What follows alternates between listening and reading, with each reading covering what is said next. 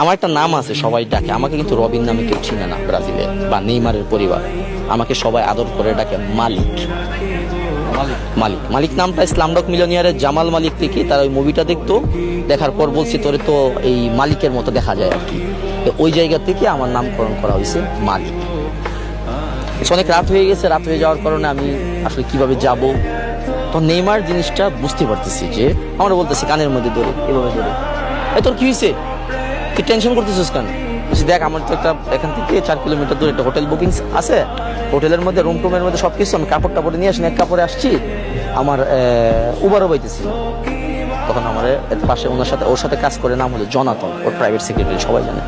জনাতনে ডাক দিছে, ভে কি জনাতন, মানে এটা সবসময় ভে কি aqui eu leva no maligno do lado do meu quarto, dá para ele todas as roupas, ele vai ficar hoje aqui.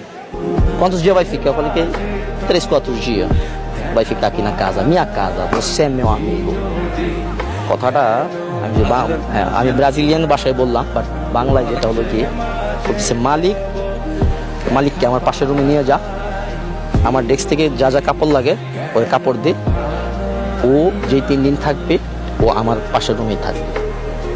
আমি আসলে মানে এই মুমেন্টটা আমার লাইফের, মনে করেন যে রুমের মধ্যে দুইটা আমি মানে দরজা লাগায় কাঁদতেছি, যে আসলে যারে আমি আইডল মানি বা যারা আমি এত পছন্দ করি, একটা মানুষের সাথে কেউ আমাকে চিনে না, জানে না, হুটহাট করে সম্পর্ক, নতুন রিলেশনের মধ্যে আমাকে এত বিশ্বাস করছে, মানে এই মুহূর্তটা আমার সবচেয়ে থেকে, ও ব্যক্তি হিসাবে নেইমারকে পৃথিবীতে মানুষ কিভাবে চিনুক বা না জানুক, ব্যক্তি হিসাবে, যে পার্সন হিসাবে অমায়িক একটা ছেলে, যার কোনো ভাষা নেই যে তার মন মানসিকতা যে কত ভালো।